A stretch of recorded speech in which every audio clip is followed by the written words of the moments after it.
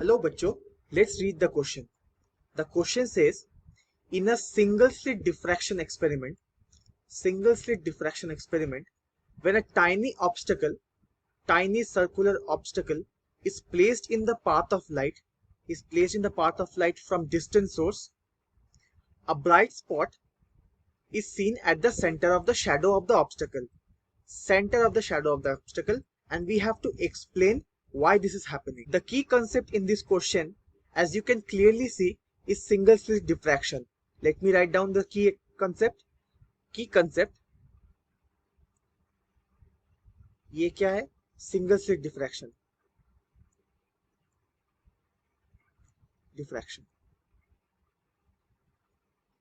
पहले समझ लेते कि हो क्या रहा है.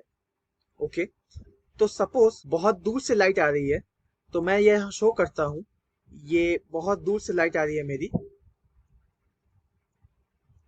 ठीक है, और इसके बीच में मैंने एक ऑब्स्टिकल को रख दिया और यहाँ एक स्क्रीन रख दिया. तो हमें क्या दिखेगा कि ये जो बीच में जो स्पॉट बन रहा है, शैडो के बीच में जो स्पॉट है, वो है आपका एक ब्राइट स्पॉट. इसका मतलब यहाँ पर एक मैक्सिमम बन रहा है, और ये कौन सा मैक्सिमा है? ये सेंट्रल मैक्सिमा है. तो ऐसा क्यों हो रहा है? तो डिफ्रैक्शन हमें क्या पता है कि जो जो वेव्स ऑफ लाइट होती हैं वो ऑब्स्टेकल के जो बाउंड्रीज है उनसे बेंड करके वो पास कर जाती है.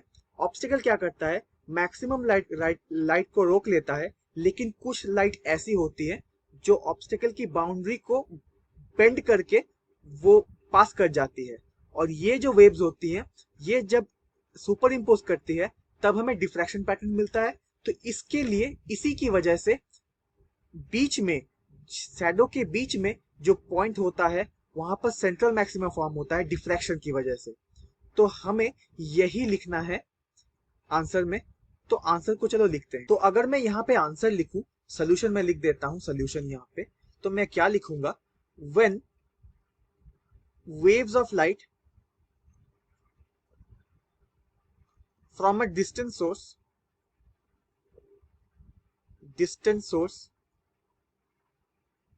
hits the obstacle, the obstacle is able to block most of the light. ठीक है. some waves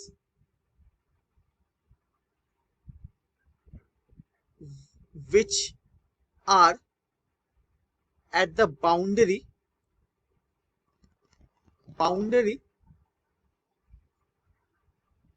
of the obstacle bends due to diffraction,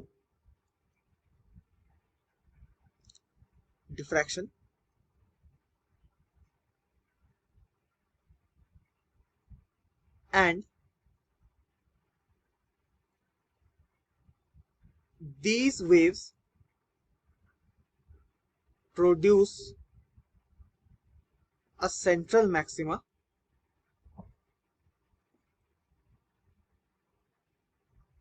at the center of the obstacle.